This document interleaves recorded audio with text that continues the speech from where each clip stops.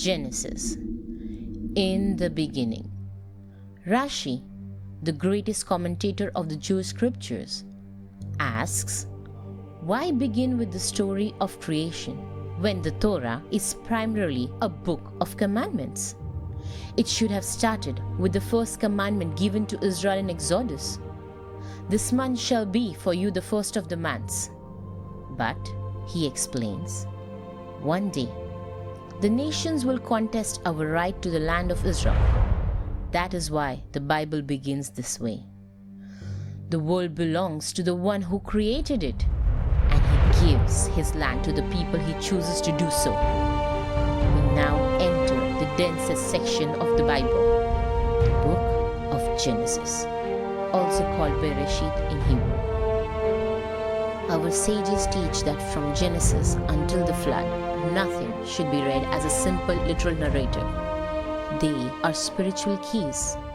Day 1. From chaos, light was created. Not the material light of the sun, but the spiritual light of the Torah.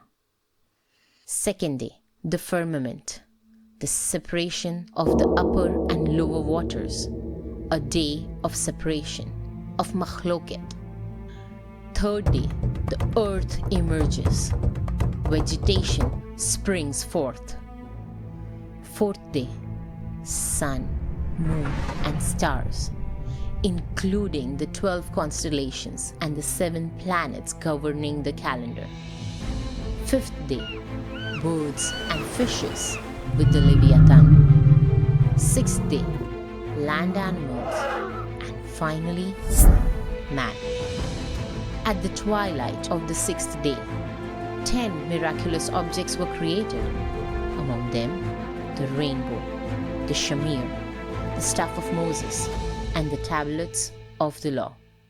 Finally came the 7th day, the day of rest, a day without creation, Shabbat, the seal of creation. Adam was placed in the Garden of Eden. Unlike all other creatures, he was alone and felt alone. So God fashioned Eve. This first couple made of light now stood face to face. They were free, except for one prohibition, not to eat from the tree of knowledge of good and evil, which stood at the center of the garden along with the tree of life. But the serpent, the accusing angel, enticed Eve.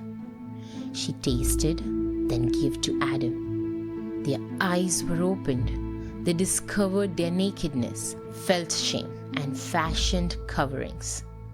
When God softly confronted them, Adam blamed Eve, and Eve blamed the serpent.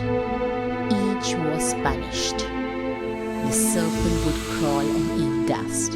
The woman would bear children in pain, and man would toil the earth. They were expelled from Eden. Adam and Eve had children. The firstborn, Cain, was born with a twin sister and chose to work the land. Abel, born after him with 2 twin sisters, became a shepherd. One day, Abel brought God an offering, the best of his flock. God accepted it. Cain imitated him but offered something mediocre, flax seeds, and God rejected it. Jealousy consumed Cain. He quarreled with his brother and ultimately killed him. Then God asked, "Where is your brother Abel?" Cain answered, "Am I my brother's keeper?" God replied, "The voice of your brother's blood cries out to me from the ground."